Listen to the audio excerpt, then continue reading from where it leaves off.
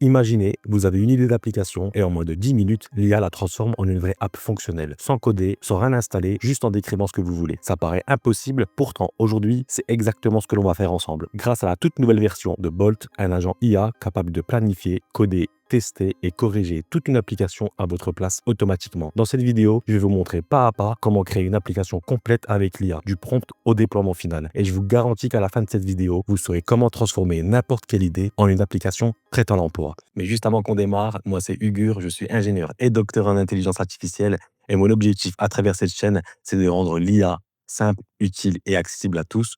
Donc si ce type de contenu vous intéresse et que vous voulez mettre l'IA à votre service, que ce soit pour votre quotidien ou votre business, pensez à vous abonner à la chaîne. Allez, on commence. Pour développer notre application, nous allons utiliser la solution Bolt. C'est une plateforme de développement alimentée par IA permettant la création de sites web et d'applications web complètes juste en décrivant ce que vous voulez en langage naturel. Et il y a quelques semaines de cela, Bolt vient de sortir la toute nouvelle version Bolt V2 et nous allons voir ensemble dans le cadre de cette vidéo ce qu'elle a dans le ventre. Donc concernant les nouveautés annoncées, nous avons l'intégration des meilleurs agents IA du moment, mais également la construction d'un plan détaillé de l'application avant d'écrire la moindre ligne de code.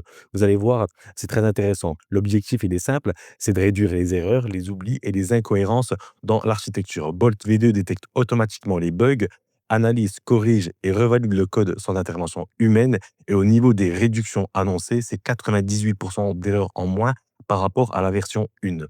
Bolt offre également une infrastructure back-end complète comprenant l'hébergement, les bases de données, les systèmes d'authentification, l'intégration à des applications tierces et bien plus encore. On va voir ensemble lorsqu'on va construire notre application IA. Que vous soyez développeur ou pas, que vous soyez une startup ou une agence, Bolt offre tout ce dont vous avez besoin à l'intérieur d'une interface simple. Au niveau des chiffres communiqués par la société, Bolt, c'est 8 millions d'utilisateurs et plus d'1 milliard de dollars de revenus générés via des apps construites sur Bolt. Allez, j'en ai fini avec la présentation de l'outil. On va attaquer sans plus tarder la création de notre application IA. Alors pour vous connecter, c'est simple. Vous cliquez sur Commencer et là, vous pouvez vous connecter soit avec GitHub, soit avec votre compte Google ou soit via une adresse email et un mot de passe. Une fois que vous êtes connecté, vous atterrissez sur cette page-là. C'est exactement la même que le site internet, sauf que là, on va pouvoir soumettre notre prompt pour créer notre application. Alors ici, on a un plus, c'est pour importer des fichiers. Ça peut être un cahier de charge, des spécifications fonctionnelles, techniques, bref, des informations qui vont aider l'IA à créer l'application en adéquation avec notre besoin. Ici, on a une fonctionnalité qui n'est pas encore disponible, c'est pour améliorer notre prompt de base et également ici pour aller consulter le centre d'aide de Bolt. On a ici la sélection de notre agent IA. Par défaut, et celui qui est actif, c'est Cloud Agent, c'est celui qui est le plus avancé. Sur Bolt V2, on va bientôt avoir Codex qui va être disponible et V1 Agent qui est lui la première version effectivement qui est utilisée sur Bolt V1. Moi, dans le cadre de cette vidéo, j'ai préparé un prompt et on va créer ensemble une application d'entraînement sportif personnalisé offrant à chaque utilisateur un programme d'entraînement dynamique généré par IA, adapté à ses objectifs, à son niveau, son matériel et son temps disponible. L'app doit convenir aux débutants et aux confirmés avec un programme évolutif, du suivi et une interface motivante. J'ai détaillé quelques fonctionnalités de base comme l'onboarding, c'est-à-dire que je veux que l'application demande à chaque utilisateur lors de son processus d'inscription quel est son objectif, son niveau, son matériel, ses disponibilités et ses contraintes s'il en a. Et que derrière, avec ces informations-là, l'application génère automatiquement via IA son premier programme d'entraînement. On a des fonctionnalités au niveau des détails des séances, du suivi de la progression, au niveau de l'espace utilisateur, je veux qu'on puisse créer un compte, se connecter, se déconnecter, consulter son historique, etc. Au niveau du front-end, donc l'esthétique, je veux que l'application soit 100% française, avec une page d'accueil, avec une tagline claire et un CTA, créer mon programme. 3 avantages, une illustration sportive simple, le processus d'onboarding multi-step avec une barre de progression et une étape finale de résumé des réponses et un bouton générer mon programme qui va être lui animé au niveau du chargement de l'IA, un dashboard utilisateur, une page de programme, une page de séance historique, des profils et des paramètres au niveau de leur objectif, leur niveau, le matériel, etc. Et un style UI moderne, énergique, sportif, avec une palette bleue, noir, blanc, etc. Ici, avant de faire Build Now, je vais cliquer sur Plan. Et là, c'est une des fonctionnalités nouvelles de Bolt V2. C'est-à-dire qu'au lieu d'attaquer tout de suite la génération de l'application, je veux que Bolt analyse mon prompt et crée un plan que je vais valider avant qu'il puisse attaquer la génération du code. C'est très important parce que vous allez le voir, on va pouvoir interagir avec lui si on veut des modifications au niveau du plan qui a été généré par Bolt. Donc moi, j'active l'option plan et je vous conseille également de le faire afin d'avoir une meilleure maîtrise de ce qui va être développé. Une fois que j'ai activé le mode plan, je clique sur Build Now et là, vous allez voir que ça va aller très vite. Donc là, on a soumis effectivement notre prompt et Bolt, il est en train de planifier notre application. Donc là, il va analyser notre projet et il va derrière créer un plan compréhensif. Et très important, c'est-à-dire qu'une fois que Bolt va créer notre plan, on pourra toujours regarder effectivement s'il nous convient. S'il nous convient pas, on pourra lui demander d'apporter des rectifications. Et c'est pour ça que c'est très important. L'option plan, je vous conseille de toujours le faire parce que vous avez un contrôle de ce qui va être fait sur l'application qui va générer. Si vous ne l'activez pas, Bolt va tout de suite créer effectivement le code source et l'application. Et je pense que vous perdez un certain contrôle sur l'application finale, en tout cas sur le démarrage. Donc là, on voit que c'est très rapide. Ce qui est intéressant, c'est que Bolt, il voit qu'on a derrière, au niveau de nos objectifs, besoin de précision. Donc là, il sait qu'on veut de l'IA. Et ici, il dit, mais quelle IA vous voulez intégrer? OpenAI, Anthropic Claude, etc., etc. Donc, il sait qu'on va intégrer une fonctionnalité IA. On lui a pas encore dit dans le prompt, on lui a juste dit de l'IA. Et lui, il est suffisamment intelligent pour lui dire, OK, je vais intégrer de l'IA, mais quelle est l'IA que vous voulez utiliser? Pareil au niveau du système d'authentification. Donc, il dit, est-ce que vous voulez une authentification uniquement par email et password, mais est-ce que vous voulez que j'intègre également l'option de se connecter avec notre compte Google, qui est très intéressant. Et si, effectivement, l'application doit tout de suite inclure une base de données avec des exercices déjà préconfigurés ou commencer effectivement avec des exercices de base. Donc là, ce qui est très intéressant, c'est qu'il nous demande des précisions pour améliorer le plan final avant création de l'application. Ici, effectivement, on voit le plan au niveau de l'architecture de la base de données. Donc, on voit qu'il va créer plusieurs tables au niveau effectivement des utilisateurs, des programmes, etc., etc. On voit qu'il prend en compte l'architecture et le management de l'application, le système d'authentification d'application, l'onboarding effectivement multi-étapes avec l'étape 1, l'étape 2, l'étape 3, 4 et 5. Bref, on voit qu'il a bien compris notre prompt. J'ai hâte de voir le résultat avec un dashboard principal, un programme effectivement overview, avec une page de visualisation du programme avec ici une page de détail au niveau des sessions individuelles. Ici, on a effectivement une page de statistiques avec une barre de progression et un tracking de notre progression d'entraînement. Ici, on a une page d'historique d'entraînement. On a une page de configuration et de profil utilisateur et différents composants UI au niveau esthétique de notre application et visuel. On a le programme AI qui va être généré selon une certaine logique. Bref, on voit qu'on a ici un plan très détaillé. Donc, ce qui est très simple, c'est qu'une fois que ce plan il est fait, soit il nous convient, on clique sur Implement this pane, soit il ne nous convient pas, on demande certaines modifications. Donc, effectivement, ici, on a au-dessus des précisions qui nous ont été demandées, qu'on a pu voir ensemble. Moi, ici, je vais lui dire qu'il utilise OpenAI au niveau de l'intégration IA. Je veux que l'utilisateur se connecte uniquement avec une adresse email et son password et qu'il intègre uniquement des exercices de base dans le formulaire. Donc, une fois qu'effectivement, je lui donne ces précisions-là, toujours en mode plan,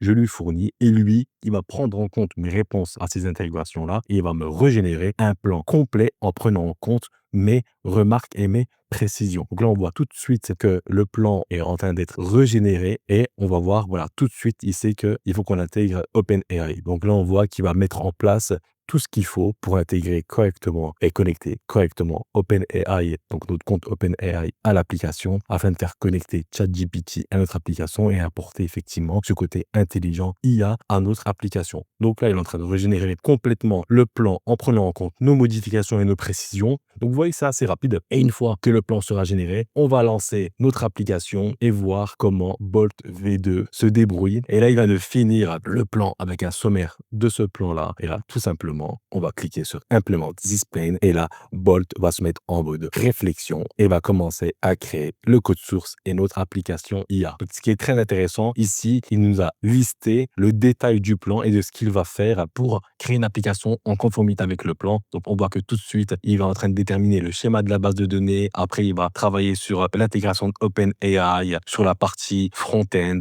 sur l'onboarding multi-étapes, etc., etc. Donc, ce qui est intéressant, c'est qu'on peut regarder effectivement en temps réel ce qu'il est en train de faire et voir où il se situe. C'est-à-dire qu'une fois qu'une étape sera complétée, il va cocher ici. On pourra voir que cette étape-là du plan sera faite. Une fois que toutes les étapes seront faites, qu'est-ce qu'il va faire lui? Il va tout simplement build l'application. Il va faire encore des différents tests. Il va voir s'il faut corriger certains bugs ou pas. et nous fournir derrière une application fonctionnelle. On voit qu'elle a commencé à valider et à réaliser certaines des tâches du plan. Et une fois que l'application elle sera faite, je vais vous expliquer un peu toutes les options qu'on a ici sur Bolt et l'interface de Bolt. Vous allez voir, c'est très simple. Je vais vous montrer un peu où on trouve le code source, où on trouve la base de données, où on trouve le management de l'application, comment on va la publier. Restez bien jusqu'à la fin, vous allez voir que la publication sera très simple et également derrière comment on va pouvoir apporter encore quelques modifications, voire même esthétiques. Donc si on a effectivement des composants ou un comportement esthétique qui ne nous plaît pas, on va pouvoir ici sélectionner des composants de notre application et apporter des modifications très ciblées. Cette option plan ressemble grandement à ce que j'ai déjà présenté dans une précédente vidéo dans laquelle je développe une application IA avec la solution Replit Agent 3. Je mettrai la vidéo en haut à droite. N'hésitez pas à aller la visionner. L'outil est très puissant et on voit que Bolt dans sa version 2 a intégré cette fonctionnalité-là et ils ont eu bien raison. Et vous avez été nombreux à me demander quelle est la meilleure solution entre Replit Agent 3 et Bolt et je vais en profiter à la conclusion de cette vidéo-là pour répondre à cette question. Donc là, on peut voir que Bolt V2 vient de développer le plan dans sa globalité et il a finalisé avec effectivement la compilation complète de l'application pour voir que tout fonctionne correctement et là, il met en avant que le plan a été complété. Et là, il vient de me dire que l'application est maintenant complète et voici un résumé de ce qui a été créé. Donc, il a appelé l'application Fit AI. Pourquoi pas? Coach sportif intelligent. Donc là, ce qui est bien, c'est qu'il met vraiment un résumé de ce qu'il a fait au niveau d'architecture, au niveau des pages qui ont été développées, donc les différentes pages, au niveau effectivement du design, des fonctionnalités clés, etc., etc. Donc là, on voit qu'il nous demande de mettre la clé API. Donc, on clique sur Open Secret Setting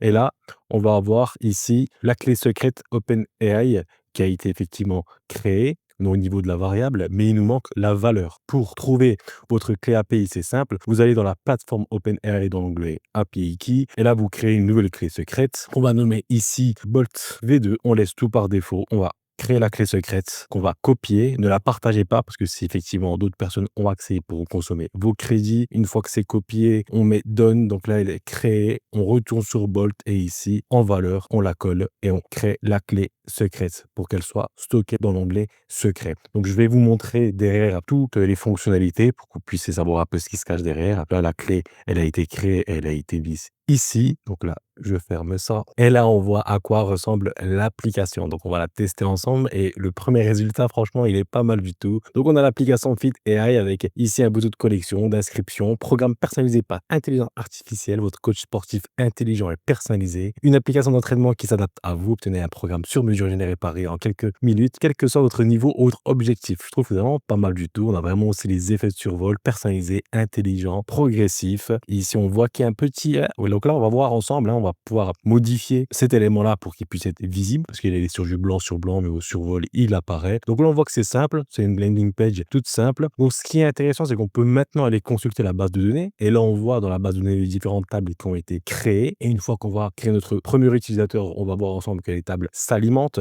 Donc ce qu'on va faire maintenant, c'est simple. On va utiliser ici, par exemple, la fonctionnalité Select. Donc on va cliquer sur Select. On peut sélectionner un élément de la page pour pouvoir apporter des modifications ciblées. On voit que le bouton n'est pas visible sans qu'on le survole. Donc ici, c'est simple. Le bouton sélectionné doit être de couleur noire et le texte en blanc. J'ai sélectionné le bouton et je lui demande d'apporter des modifications. Donc là, je lui demande d'apporter cette modification-là sur le bouton qui a été sélectionné et on va voir comment il se comporte. Ou sinon, l'application, elle est vraiment pas mal avec le côté ombré. Voilà, on n'a pas voulu quelque chose de plus complexe. C'est très simple. On va droit au but. On voit que c'est personnalisé, intelligent, progressif. J'ai hâte de pouvoir la tester et de voir comment ça se comporte. Donc là, effectivement, il voit qu'il va modifier le style du bouton. Il va apporter des modifications et il va normalement relancer la page pour appliquer les modifications. Il a relancé l'application et là, on voit que le bouton, comme je l'ai dit, effectivement, il est noir avec le texte en blanc. Bon, allez, on va aller tester l'application et on va créer notre premier utilisateur. On clique sur inscription. Si on a déjà un compte, on va sur se connecter ou retour à l'accueil. Parfait. Donc moi, ici, en email, je vais mettre ugur@exemple.fr. On va y créer ici un mot de passe. On va mettre le même et on va créer le compte. Donc là, on voit tout de suite que le compte il a été créé avec succès et qui nous demande le onboarding. Donc, créez votre programme. Donc, répondez à quelques questions pour personnaliser votre entraînement. Quel est votre objectif? Donc là, on voit qu'il y a plusieurs objectifs de base qui ont été mis. Donc, moi, je vais mettre ici perte de poids. Suivant, quel est votre niveau? Donc, débutant, intermédiaire ou avancé. Donc, je vais mettre ici que je suis débutant. Je fais suivant. Quel matériel avez-vous? Donc, on voit aucun. Donc là, c'est avec le poids du corps, haltère, barre et poids, bande élastique ou accès à une salle de sport. Donc, moi, j'ai accès à une salle de sport. Je vais mettre ça. Suivant, vos disponibilités. Combien de séances par semaine? Je vais mettre ici que moi, je vais faire 5 séances par semaine et qu'une séance va durer 60 minutes.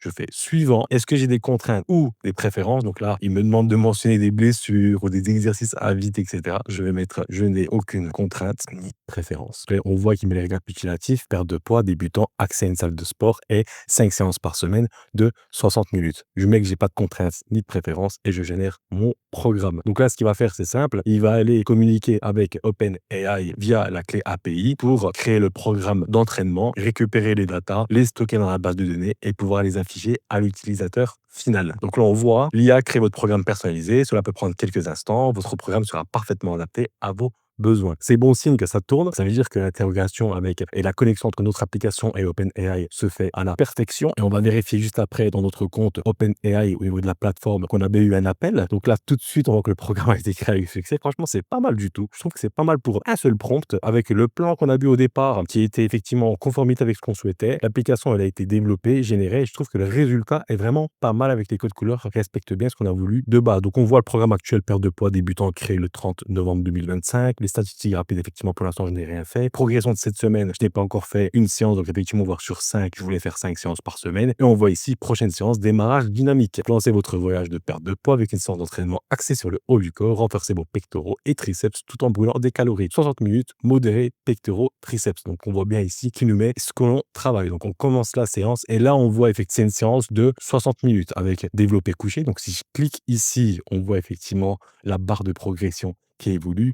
Des pompes. On voit ici l'exercice, un détail de l'exercice. Donc, allongez-vous sur un banc avec une barre, abaissez la barre jusqu'à votre poitrine, puis poussez-la vers le haut, gardez les pieds au sol et le dos droit. Donc, c'est une série de 3, répétition 10 à 12 et repos 60 secondes. Donc, on voit que c'est pas mal. On a vraiment notre programme complet pour la séance d'aujourd'hui. Et là, voilà. Donc là, on voit que quand je clique, ça prend bien en compte effectivement la progression. Donc là, on dit que l'exercice, je l'ai fini. Terminez la séance. Séance terminée. Vous avez complété tous les exercices. Continuez comme ça. Vous êtes sur la bonne voie. Franchement, c'est pas mal du tout. Allez au dashboard. Donc là, je vais aller au dashboard. Donc là, je vois bien qu'il y a eu un entraînement sur 5 qui a été fait. Séance 1, jour d'entraînement 1, 60 minutes d'activité. Franchement, c'est pas mal du tout. Et là, on voit la prochaine section, jambes en action. Et là, c'est les jambes et les fessiers. C'est pas mal du tout. Donc là, on est dans le dashboard. On a les programmes. Et là, on voit les différents programmes. Le lundi, le mardi, le mercredi, le jeudi ou le vendredi. Franchement, c'est pas mal du tout. Et l'historique. Et là, on voit que j'ai fait une séance de 60 minutes par séance en moyenne. Donc là, on voit semaine 1, etc., etc., etc. Franchement, c'est pas mal du tout. Je trouve qu'on a un très beau résultat. Dites-moi en commentaire ce que vous en pensez.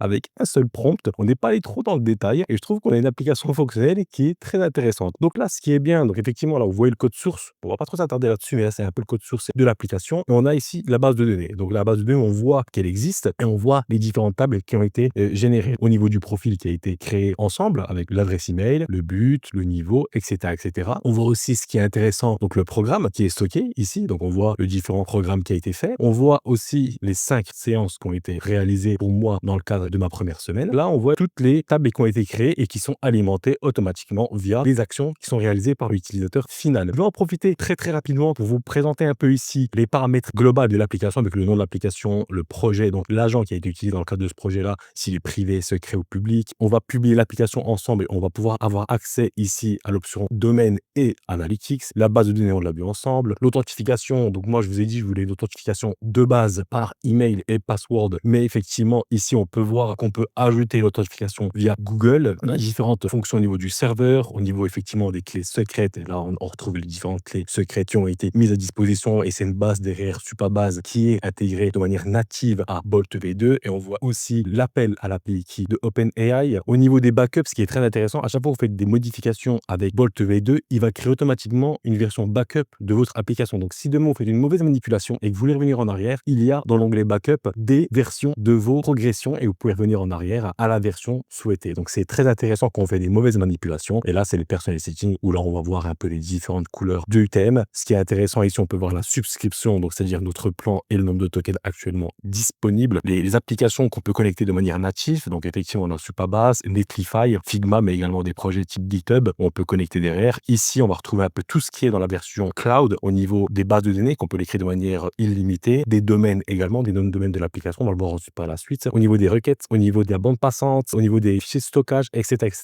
Là, on peut voir tout ce qui est faisable avec notre plan actuel. Mais tout est flexible, bien entendu. On revient à notre application. On voit ici une application très fonctionnelle. Ce qui est intéressant ici, c'est qu'on a dans le plus, on peut toujours ajouter de nouveaux documents pour apporter des informations et enrichir les connaissances de l'IA pour qu'il puisse nous développer des choses en adéquation avec nos besoins. Mais on a également une librairie de prompts. Donc, on a plusieurs prompts qui ont été préconfigurés par Bolt et intégrés pour l'accessibilité, le SEO de l'application, l'usage, etc., etc. Si demain vous cliquez sur un prompt déjà mis en avant, si je clique sur celui-ci, il va être déjà là. Donc, c'est des prompts qui sont déjà préconfigurés par Bolt. Très intéressant. Ce qui est bien, c'est que vous pouvez créer vos propres prompts. Donc, demain, si vous avez l'habitude de créer des applications et faire toujours les mêmes prompts, vous voyez très bien ici Create Prompt. Ici, sélectionnez la catégorie de votre prompt là ou voir créer une nouvelle catégorie. Là, par exemple, je mets SEO. Vous pouvez choisir ici, effectivement, le logo, un nom du prompt, test, et ici, écrire votre prompt. Et il sera stocké dans votre environnement Bolt V2 et réutilisable plusieurs fois dans votre application en cours ou dans les autres. Ce qui est bien également, c'est qu'on peut toujours sélectionner ici, même quand on est connecté sur l'IHM, mais côté compte utilisateur, des choses qu'on souhaite modifier. Toujours le mode plan. Donc, si on veut revenir un peu sur le plan sans modifier effectivement le code source et apporter d'autres précisions et travailler avec Bolt V2 en mode plan avant d'intégrer une nouvelle fonctionnalité, on le peut. C'est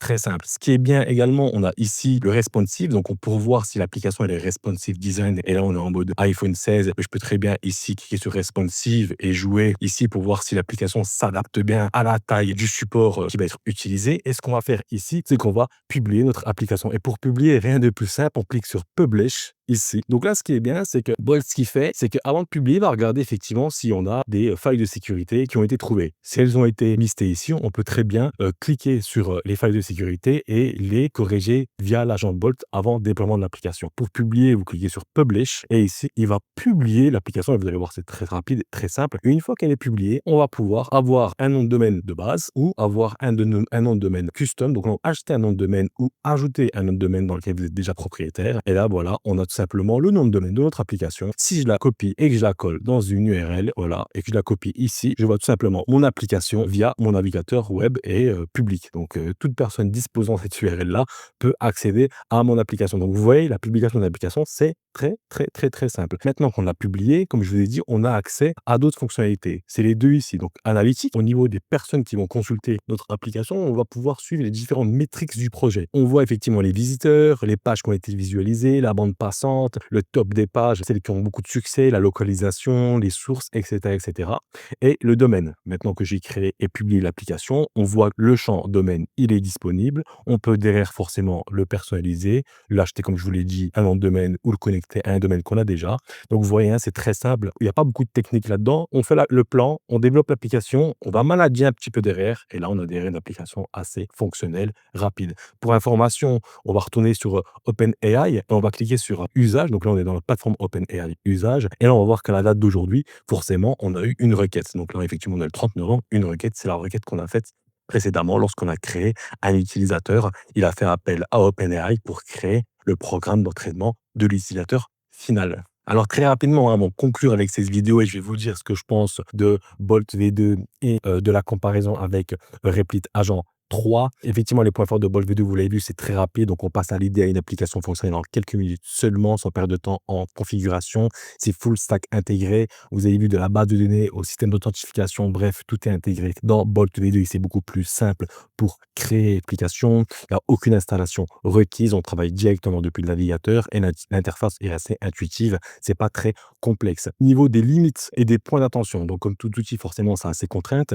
Donc, il faut garder en tête, la plateforme, elle est certes efficace, mais elle a des pièges courants. Donc, projet complexe. Donc là, pour des applications avec une logique métier poussée, avancée, avec des architectures sophistiquées, Bolt, comme les autres outils actuellement du marché, forcément atteignent une certaine limite et obligent à une intervention humaine importante pour tout simplement apporter une expertise métier et des modifications très ciblées. Au niveau de la qualité du code généré, j'utilise cette solution-là depuis 3 semaines maintenant. Je la teste pas mal et j'ai trouvé que Bolt produit parfois un code incomplet et incohérent. Donc, c'est fonctionnel à court terme, mais peu robuste selon moi actuellement pour industrialiser. Donc, c'est non adapté à la production. Donc ça convient très bien pour une démonstration, un prototype, un POC, donc une proof of concept, donc prouver quelque chose qui fonctionne, mais pas pour un déploiement à grande échelle. Ici, il y a la comparaison avec Replit Agent 3. Donc là, c'est pour répondre à beaucoup de questions que j'ai eues. Et là, effectivement, donc les points forts de Bolt V2, c'est très rapide pour générer des interfaces et des prototypes web mobiles simples, expérience utilisateur simple, adapté aux besoins, d'itération rapide. Donc, usage recommandé, prototype léger, maquette d'application, landing page. Les limites, c'est que ça peut s'avérer plus instable avec des bugs fréquents et une qualité de code parfois inégale nécessitant une révision. Quand j'ai utilisé pendant plusieurs semaines Replit Agent 3, j'ai fait face à beaucoup moins de bugs et un code, selon moi, de meilleure qualité. Donc, les points forts de Repeat Agent 3, c'est franchement, l'utilisateur voit chaque action de l'agent qui déroule tous les scénarios possibles. Donc, c'est-à-dire que, franchement, allez voir la vidéo. Bolt va tester toutes les fonctionnalités, il va dérouler tous les scénarios de l'application qu'elle développe via une IHM. On voit l'agent cliquer sur tous les boutons, remplir les formulaires et se comporter comme un utilisateur final pour vérifier que toutes les fonctionnalités, tous les boutons fonctionnent correctement. Et généralement, l'application derrière, elle est 100% fonctionnelle. J'ai déjà testé effectivement, ces dernières semaines avec Bolt V2. Parfois, il m'arrivait d'avoir derrière une application pas très fonctionnelle avec certains bugs que Bolt V2 ne m'avait pas dit, alors qu'il avait mis avec l'agent qu'il n'avait vu aucun bug. Donc l'usage recommandé avec Replit Agent 3, prototype technique très sérieux, MVP réaliste, outil interne. Pour moi, avec Replit Agent 3 à l'heure actuelle, on est en novembre 2025, ça évolue très vite. Repeat Agent 3 est un cran au-dessus par rapport à Bolt V2. Il a forcément des limites, donc il est un peu plus lent que d'autres solutions en raison de son fonctionnement autonome, mais permet quand même de créer des solutions beaucoup plus robustes, réalistes et plus proches d'un produit final. Donc mon verdict, Repeat Agent 3 plus fiable et des performances globalement supérieures avec des projets sérieux, et Bolt V2 excellent dans la rapidité et le prototypage ultra léger, mais manque de robustesse pour des projets plus complexes. On a vu ensemble que n'importe qui peut créer une application en 10 minutes et que les agents IA deviennent nos vrais collaborateurs et que la seule chose qui vous reste à faire, c'est d'oser créer. La barrière entre vos idées et les compétences techniques nécessaires n'a jamais été aussi fine qu'aujourd'hui et elle ne cessera de s'affiner. Il faut vraiment prendre l'IA à bras le corps, s'approprier les différents outils en adéquation avec vos besoins, les utiliser correctement pour obtenir des résultats beaucoup plus vite et de meilleure qualité. Si cette vidéo vous a aidé à comprendre la puissance du vibe coding et de Bolt V2, mettez un like, abonnez-vous à la chaîne pour ne pas manquer les prochaines vidéos et je suis curieux de savoir en commentaire quelle application IA vous rêverez de développer avec Bolt V2. D'ici là, je vous souhaite une excellente journée et on se dit à très vite. Ciao.